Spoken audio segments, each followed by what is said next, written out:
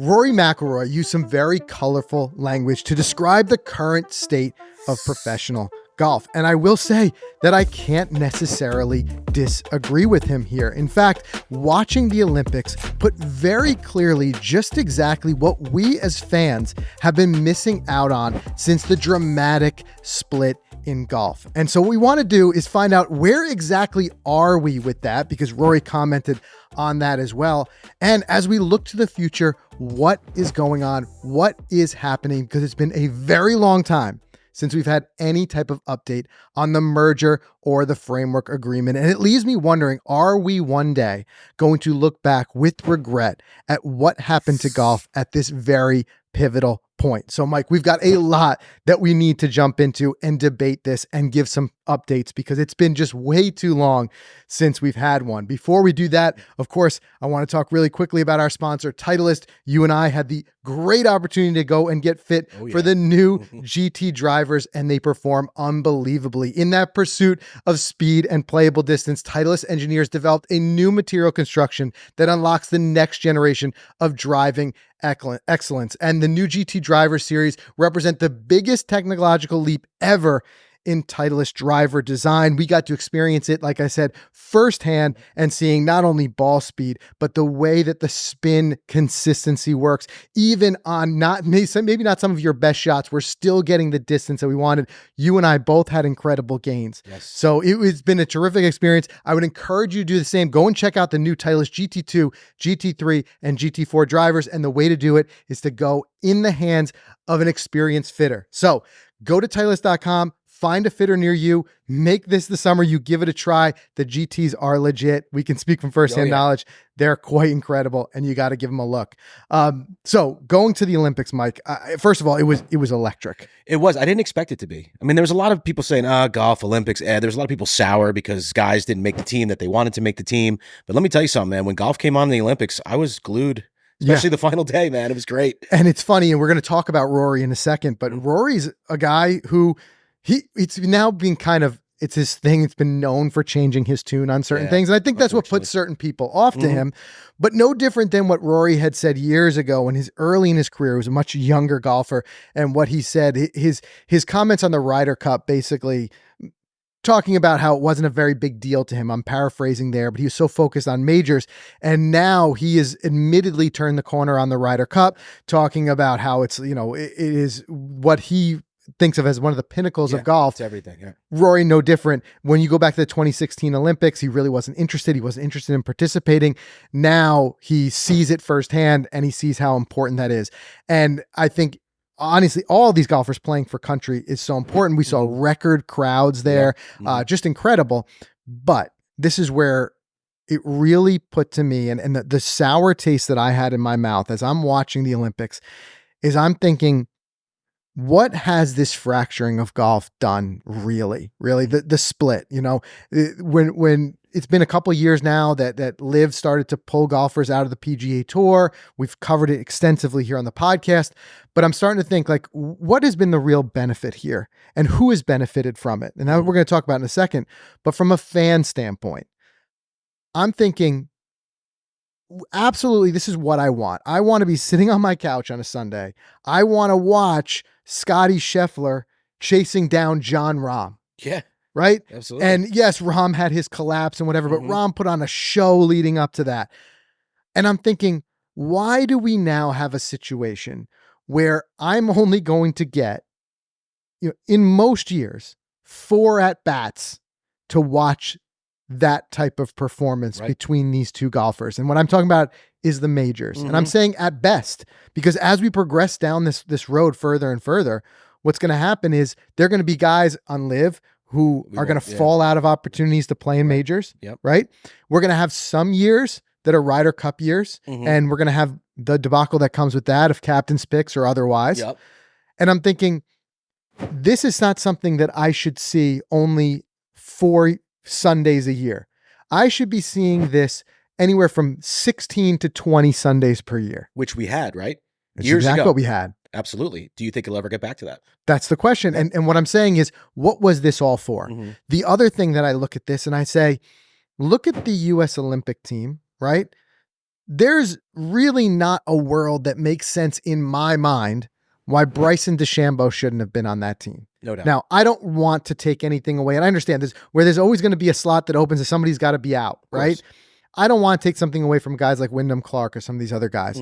But on paper, I think about this and I say, you've got the U.S. Olympic team doesn't even include the U.S. Open champion. Right. The current U.S. Open champion. Yeah. Right.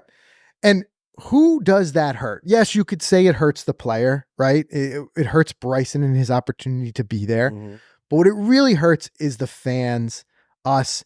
And I wonder, as a nation, are we to a certain degree cutting off our nose to spite our face by not having him there? Yeah, it's a good point. I mean, everyone was chirping about it for months. I mean, where's Bryson?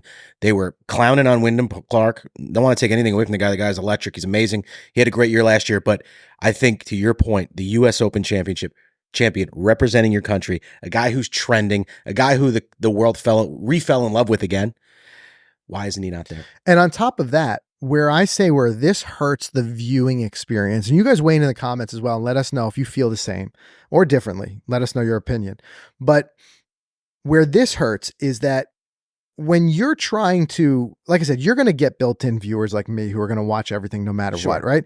But when you're trying to bring in those wider, broader audiences, you need to find a way to make it more understandable, more digestible, and far less confusing. And when you think about this, you see like an example of a Google search, a very popular Google search, and I look at these Google trends and things like that, has been, why is Bryson not on the team? Right? People are confused by it. There's a major degree of confusion that has come in because of the fact that, whereas in the past, official world golf rankings and qualifying, it was very easy to understand. These are the top golfers. You knew like the top whatever spots from each country would go. But now you get a guy like Bryson who's not accruing any official world golf rankings points. But if you're a casual viewer, you see him winning the U.S. Open, you see him making headlines, all that stuff, and then you're like, why is he not there? This confusion only pulls people further away from the game. It totally does. And it's a shame we have to wait 4 years for Olympics, because the Olympics is a place where you get to see everyone, right? Ryder Cup, you have the UK, you have Europe, you have America, and then President's Cup, obviously ex Europe. But I mean, why can't they have like the world's champions every year championship where they take 4 from each country? Maybe that's in the cards or something like that. But it's just upsetting that, we don't, like you said, back to your original point, we don't get enough of the golf we want to see anymore. Well, I think that's what makes the Olympics special. It's no different than what makes the World Cup special. The fact that they're not happening all the time. Right. But is there a way to bring everyone together again in something new? But that's what I'm saying. Ultimately, before, we almost need to right like the wrongs that are there first and saying like, what are we doing to ourselves by creating a scenario where a guy like Bryson's not on the team, or we're getting this tease of getting to see what it could be like watching Scotty Scheffler play against Jon Rahm. Right.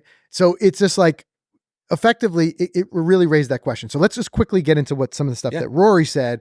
And then I want to talk about like, what does this mean for the future? And what if we kind of like look at this a little bit in hindsight, what the things that have gone on over the past couple of years, really, what was it all for? Right. So a couple of things that Rory said that was in a way, there was a little bit of a dig here at LIV, and that's what kind of like raised a lot of eyebrows.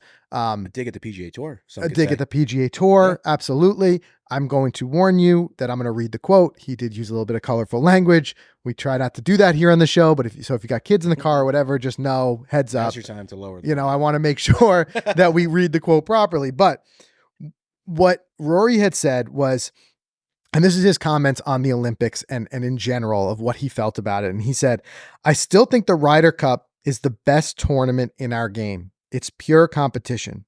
I think this, meaning the Olympics, has the potential to be right up there with it. I think of how much of a shit show the game of golf is right now. And you think about the 2 tournaments that might be the purest form of competition in our sport. We don't play for money in it.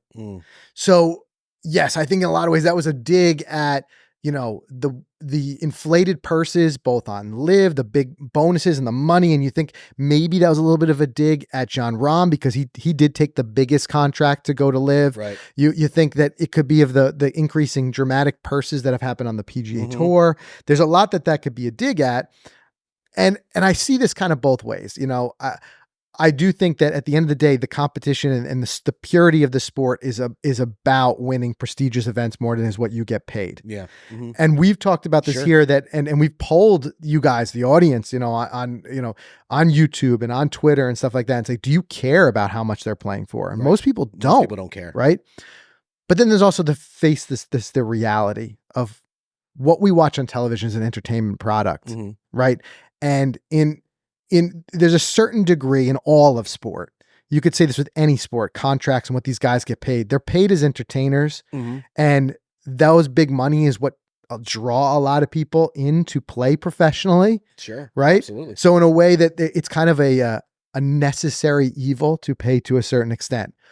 But I think if you read between the lines of Rory's comment, is he's saying like, this is what the game is all about. And it's not all about the money and whatever. But in the meantime, actions and words, all the moves that we've seen in the game recently have been about the money. Bringing in huge, deals on the PGA Tour, $3 billion raised to in order to invest and raise this money. The amount of money that was committed by the PIF into LIV, it's money. But here's where Rory, like, is a guy who's been a changed man. Like I said, he now values and he sees, I think he's getting later in his career. He sees the value of this type of competition. He looks tired to me. Like, he looks just fed up with all this. Like, I feel like if he had a green jacket, he would almost call it quits. But unfortunately for Rory, he can't quit yet because he has stuff that he needs to accomplish still. So I feel like, he's just the way I hear him talk, his mannerisms, I just feel like he's going through the motions and he's kind of exhausted, especially by all this.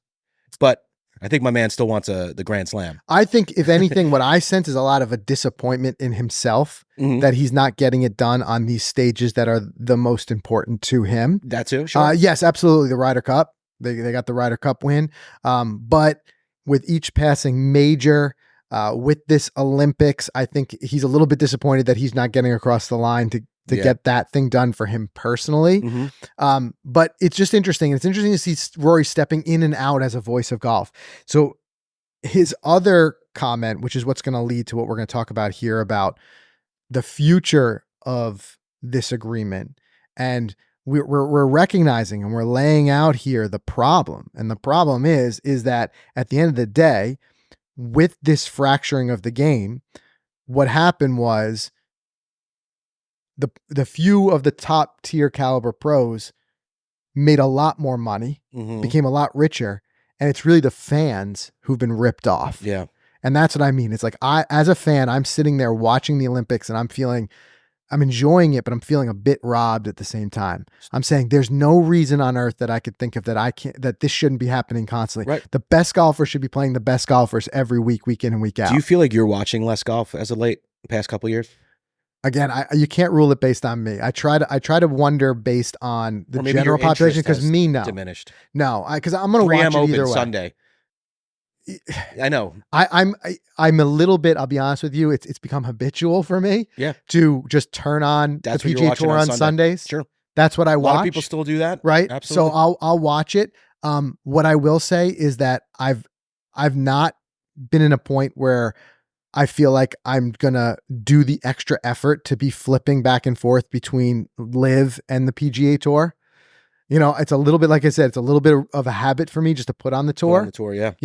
But I'll flip over to LIV sometimes and check it out. But I'm not like true channel hunting where I'm flipping back and forth to always see what's going on. I don't want to do that. Right. I just want to see them play together. That's it. Right. That's all we want. So here's the thing: framework agreement, the merger. Right.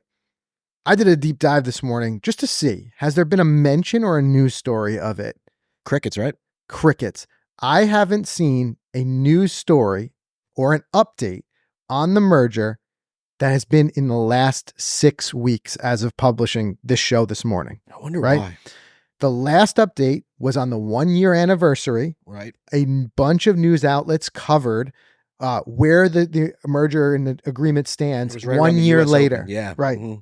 Since then, absolutely nothing. So Rory, who was, again, the media's kind of go-to guy for updates on what was going on, because he kind of took over this unofficial spokesman for it, Yeah. and kind of in a way got burned. And he Mhm. even said so much, saying like he felt like the sacrificial lamb. Mhm. But he's got nothing for us. And exactly what Rory said was, they asked him, like, what have you heard about the latest developments effectively on the LIV and the PGA Tour merger? And he said, I have no idea what's going on. I'm blissfully unaware. Right. So he's basically, that to me says what you said earlier. He's fed up. Yeah. Doesn't want to, hear anything with it anymore. Right. And basically he had nothing to offer us, which it just shows that nothing's happened. I don't think anything's happening right now. It doesn't seem like it, because and these guys are being pressed. I'm sure they're being asked questions. The thing maybe we're not hearing a lot of is not many of these guys are coming together in a conference format. Like, they're not together at majors. They're not in a conference room being drilled with questions right now. FedEx Cup's coming up. A lot of the best players in the world, most of the best players in the world are going to be there. Ex-LIV. But I'm sure they'll be drilled with some more questions. I'm sure a reporter has to bring it up. Exactly what you said. It's been 6 weeks, 7 weeks, guys. What's up? Right. And this is something that we've covered extensively here on the show, just saying that to me, this is a real sign of failed leadership, that you don't have an update. Where is the update from Jay Monahan? Where's Monahan? I was just going to say. Right. Where is even just something, just lay out you don't even have to give us the nitty gritty details and give that away. I understand for negotiation, there's a certain degree of it that doesn't need to necessarily be public, or can hurt negotiations by making it public. But what's the harm in saying we have a couple of talks scheduled over the next 4 weeks or whatever? And we used to have regular updates of saying, this is the drop dead date for the frame agreement. All right, now we're going to have something accomplished for you guys by the Masters. They've now left all that out. There's no longer even a soft date on the calendar. So I want to talk exactly about, like, what's the future, and really kind of, like I said, what did this do to golf in general? Before we do, of course, we want to thank our other sponsor, FootJoy. And FootJoy is the #1 shoe in golf because they offer the widest selection of sizes, styles, and performance options of any out there. I know, Mike, my go-to, honestly, this summer has really been the Hyperflex. I'm a big Premier guy, but I've been wearing that Hyperflex quite a bit. Yeah, they're great. Love the comfort, love the style. Great new colorways, and I really can mix and match that style in. I really love some of the blended colors on them. That's been my go-to. How about you? Yeah, I mean, on course, I'm still a huge fan of Premiers. Wore them yesterday, actually. Wore the My Joys yesterday out on the course. But a lot of people lately have been asking me about off-course shoes. And honestly, I can't, I don't know if you can see them. The Flex is right here. I wear these things every day. I know you do too. They're the most comfortable shoes in the world. I'm going to put 20,000 steps a day at Disney World with these things. Yeah. They are so comfortable. And plus, you can go to the range with them. You can swing off our mat in here. You have a little bit of grip on the bottom of these Flex, and they're like $100. I mean, you want a great, long-lasting pair of sneakers that you want to wear to the course before you change? Look at them. Yeah, so absolutely. On or off the course, FootJoy is the most trusted brand. They've been #1 forever. So trust your game to FootJoy, the #1 shoe in golf. So getting into this is where my question and my wonder is. Are we going, let's now, all we can do at this point is assume that nothing's happening, because all signs kind of point to that without an update. And I hope to be proven wrong. And I hope tomorrow a news update comes out, because I would love, like I said, for all the reasons we talked earlier, I'd love nothing more than to see these guys playing together more often than 4 times a year. Right. But let's just assume that nothing's happening. If we step this forward in 5-10 years from now, and we're sitting here and we're looking back on it, I can't help but think that a lot of us as fans are going to raise the question of saying, like, what was all that really for? Did that have to happen? And in the beginning, there were narratives driven by Phil Mickelson and some others saying that because of the way the PGA Tour was headed, and because of their control over certain media rights and whatever else it was, that this had to happen. A lot of people felt like that was kind of a veiled kind of excuse to take a lot of money. You know what I'm saying? Right. A lot of these guys who did say that also got very rich. So it's, in a cynical way, I have to think of it like this. It's not like you nobly went to another tour and took a huge pay cut for your principles or to prove a point. You maybe were saying you're proving a point, and we heard guys saying, like, growing the game and technology and all this stuff. We heard it even out of Rahm's mouth. It felt very scripted when he went. But they also got very rich off that decision. Sure. So it's very hard to say it was the most noble decision, right? But I look back and I say, really, and if I'm missing something here, guys, please let me know in the comments. But I'm thinking, what has the split really done? If you look at it from the fans' perspective, the pro and con column, what really has it done to revolutionize or change the game? You know, all that I've seen is that it's driven a little bit of PGA Tour now having competition. The PGA Tour had to raise its purses, but they were already pretty significant. You went from $4 million purses to 12 million, right? But what does that do? We've already talked about from the fan perspective, it doesn't change do much. anything for us. Right. So are either one a better product than if this had just, then there had there been no split? Could this have been resolved without the split is basically what I'm driving at. It's a good question, man. It's tough. And I'm even thinking further, I don't even know how they can get a deal done and bring these two together. Because if you think about it, these guys left, they got rich, they're over there. The PGA Tour fined them, suspended them, whatever. Some of them even resigned. If the PGA Tour comes together and goes, guys, we need to get our best players in the world back together more than 4 times a year. So now we want, Brooks, Dustin, we want you guys to come and play in the Players and this is that. Who knows if they're even going to come and do it? I think some of these guys are like, forget about you guys. You were against us for all these years. We're done. I don't even want to be on the tour anymore. And then you're going to have even more like, great, now what? I don't see this thing getting done, honestly. The only way that I could see this getting done, and in a way, if it really is an appeal to, hey, forget you guys and us, and like with the players who've all just become rich over this, what's best or worse for them? If they look at it through the lens of what's best or worse for the viewers and our long-term product, because at the end of the day, you're all making money because we watch, right? And if they say, this is evidence that these guys need to play together more often, and in a way, if there was some concessions where it'd be like, you know what, even if they're going to stay separate, right?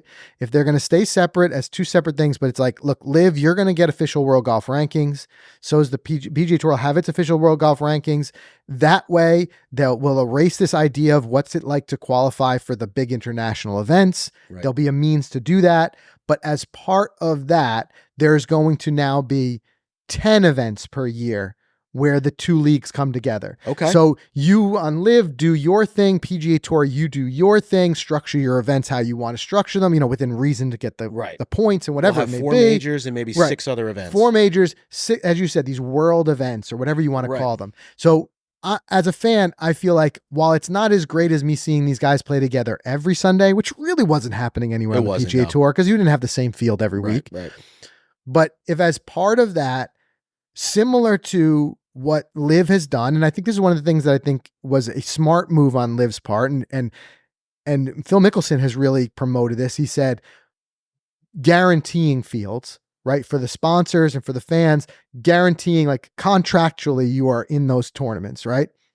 So you see this a little bit with signature events, but I think if it was, look, there's going to be 12 LIV events sprinkled throughout the year. They've got a calendar of 12 to 15 events. The PGA Tour has its 20 or whatever it wants events. Right. But then there's going to be 10 to 15 events per year.